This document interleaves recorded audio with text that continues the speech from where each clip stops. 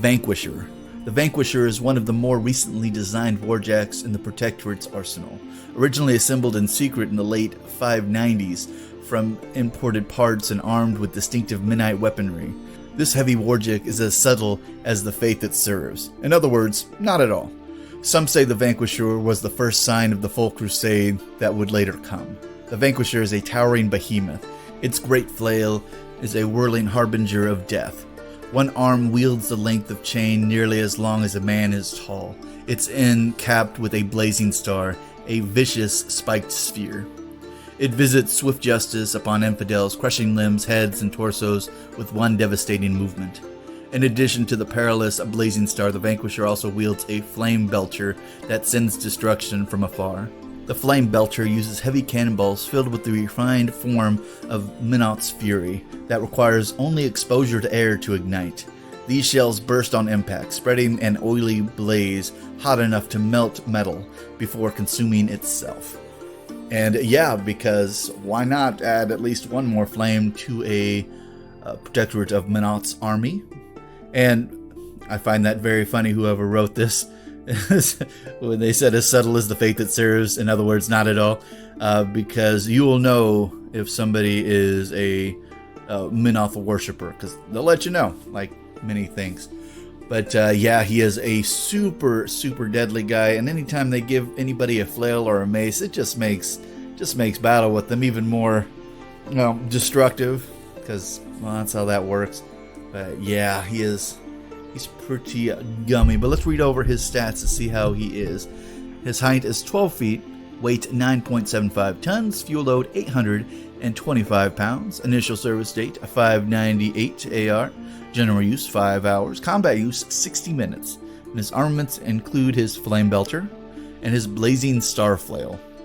And his cortex was manufactured by the vassals of Menoth, because of course he was created in secret, so they were probably doing a lot of experimentation to make these guys even louder and deadlier than they needed to be, but sometimes that's what Menoth likes to do. Or the Protectorate of Menoth, because Menoth is not directly, controlling this particular army, because that would be bad. But let's read over his Mark 3 to Mark 4 changes and see how deadly his Flame Belcher and his Blazing Star actually is. And we're going to start with this stat line. Like many of the large warjacks in Mark 4, he has the slam, trample, and headbutt attacks as well. He also has dual attacks, so he can attack with both his melee and ranged weapons, same activation. He has a grand speed of 4, he has a mat of 6, a rat of 5, nothing changed there. Defense of 10, and armor 19, nothing has changed there. No special abilities to speak of, at least not, physically special abilities. And we'll just go over to his weapons then.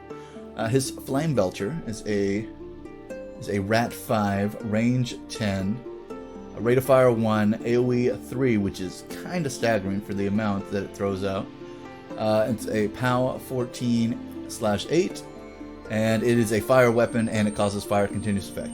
Now, with his original AoE was 4 in Mark 3, but in Mark 4, it's a 3-inch AoE, so that means that once he hits the initial target, it will jump off to 3 other models within 3 inches of the model hit. So if he's hitting a large base model with his initial stuff, that is a heck of a spread on there, and it's actually technically wider than the 4-inch AoE that used to just sit on top. So yeah, he can really splash that stuff around on a bunch of people that most people probably would not want that splashed around too. So yeah, makes that very deadly, makes him a very dangerous guy, and he's still more accurate than any Khadorn warjack with ranged weapons, so that's nice.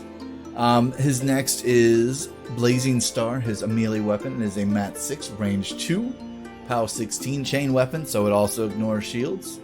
But his special ability on this, which makes him a grand melee combatant, especially if you're running him into units, is Thresher, his special attack. This model makes 1 melee attack with this weapon against each model in its line of sight.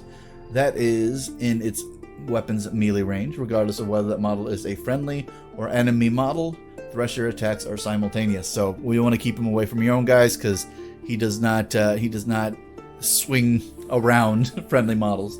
But what makes this even more deadly is the fact that in a Mark IV, they no longer have a back arc.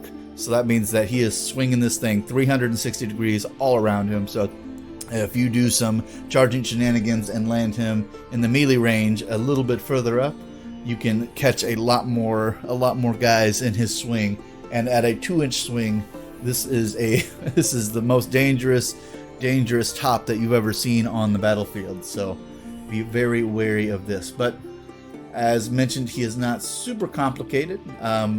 Very straightforward. You want him to get in there. You want him to do his stuff. He is also not immune to fire either, which is a little different. But he does have a flame belcher, not a flamethrower. So maybe they figure if they launched it out far enough, it was unnecessary to make him immune to fire. Yeah, very, very useful for the large warjacks. But